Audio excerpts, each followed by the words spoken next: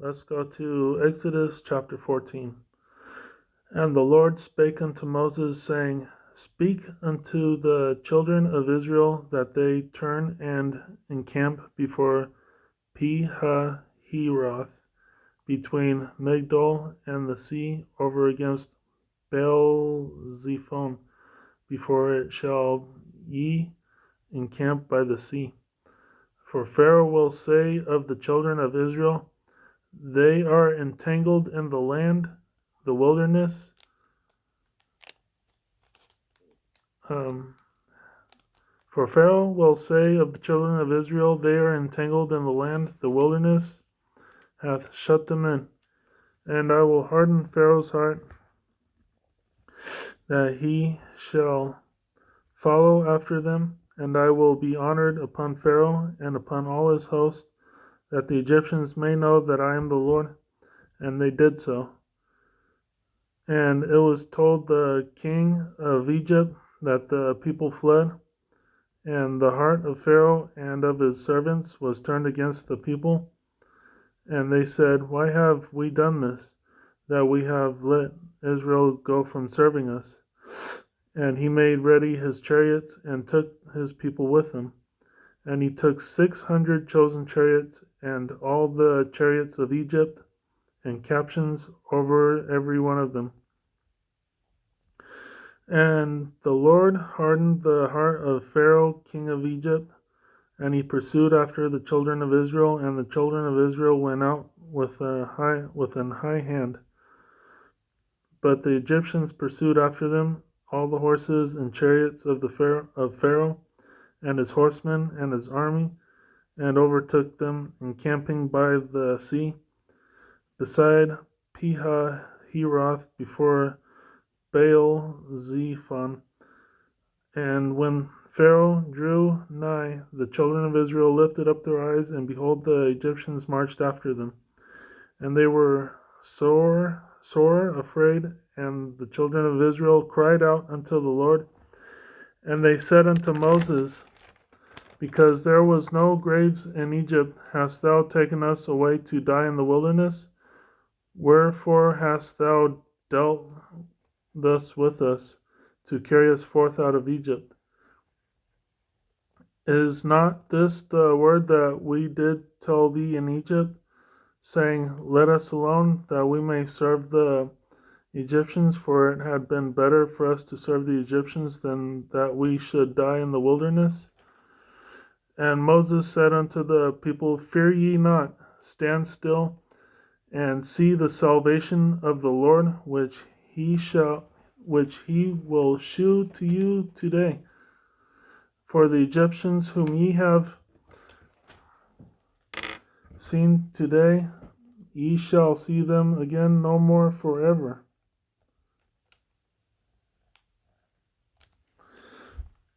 The Lord shall fight for you, and ye shall hold your peace.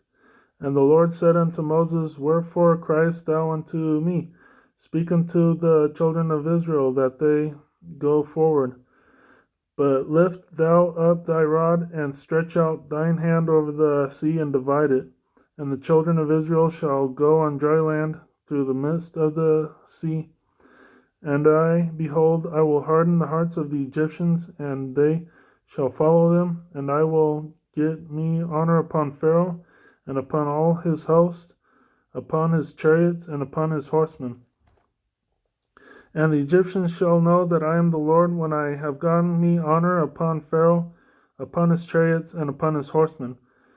And the angel of God, which went before the camp of Israel, removed and went behind them, and the pillar of the cloud went from before their face and stood behind them.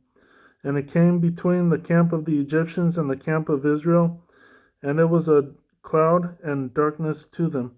But it gave light by night to these, so that the one came not near the other all the night. And Moses stretched out his hand over the sea, and the Lord caused the sea to go back by a strong east wind all that night, and made the sea dry land. And the waters were divided, and the children of Israel went into the midst of the sea upon the dry ground. and the waters were a wall unto them, a wall unto them, on their right hand and on their left, on the right hand and on their left. You see? And the Egyptians pursued and went in after them to the midst of the sea, even all Pharaoh's horses, his chariots, and his horsemen. And it came to pass that in the morning watched the Lord looked unto the host of the Egyptians through the pillar of the and it came to pass that in the morning watched the Lord looked unto the host of the Egyptians through the pillar of fire and of the cloud, and troubled the host of the Egyptians, and took off their chariot wheels, that they drave them heavily, so that the Egyptians said, Let us flee from the face of Israel. For the Lord fighteth for them against the Egyptians. And the Lord said unto Moses, Stretch out thine hand over the sea, that the waters may come again upon the Egyptians, upon their chariots, and upon their horsemen. And Moses stretched forth his hand over the sea, and the sea returned to his strength when the morning appeared, and the Egyptians fled against it. And the Lord overthrew the Egyptians in the midst of the sea, and the waters returned and covered the chariots and the horsemen, and all the host of Pharaoh that came into the sea after them. There remained not so much as one of them. But the children of Israel walked upon dry land in the midst of the sea, and the waters were a wall unto them on their right and on their left. Thus the Lord saved Israel that day out of the hand of the Egyptians, and Israel saw the Egyptians dead upon the seashore. And Israel saw that great work which the Lord did upon the Egyptians, and the people feared the Lord, and believed the Lord and his servant Moses. Okay, this touches bases on for one, the Pharaoh knew that there was a God. However, he went against God.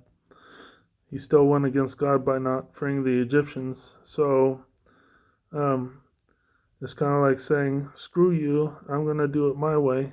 So God went against the Egyptians. And it also talks about fear. I'll probably read a little bit of this from verse 12 to 18, or maybe lower than that, but I'll start with verse 12. Well, you can see where I highlighted verse 13.